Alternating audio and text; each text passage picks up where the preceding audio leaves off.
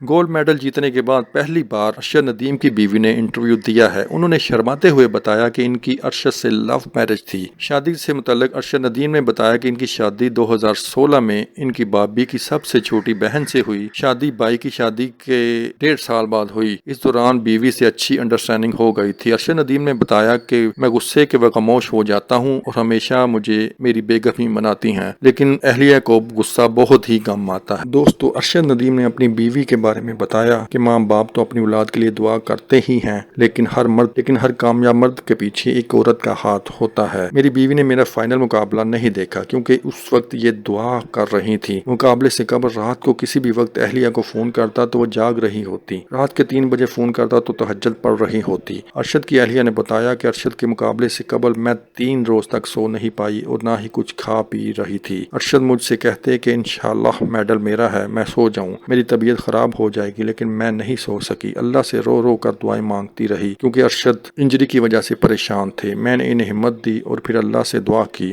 مجھے پوری امید تھی کہ ارشد گولڈ میڈل لے کر آئے گا۔ انہیں کہا تھا کہ پہلی تھرو میں ہی آپ فائنل میں پہنچ جائیں گے اور وہی ہوا۔ انہوں نے مزید بتایا کہ ارشد کا فائنل تھا، میں نے ٹی وی نہیں دیکھا، اس وقت بھی میں قرآن پاک کی تلاوت کر رہی تھی۔ اس دوران دل بہت گھبرا رہا تھا۔ جیتنے کے بعد مجھے کالز آئیں تو خوف سے ریسیو نہیں کی۔ جب بیٹی نے کہا ماما اٹھائیں انشاءاللہ خوشخبری کی کال آئے گی، پھر بھی نہیں اٹھائی۔ جب چھوٹے دیور نے بتایا کہ مبارک ہو، ارشد بھائی نے گولڈ میڈل جیت لیا ہے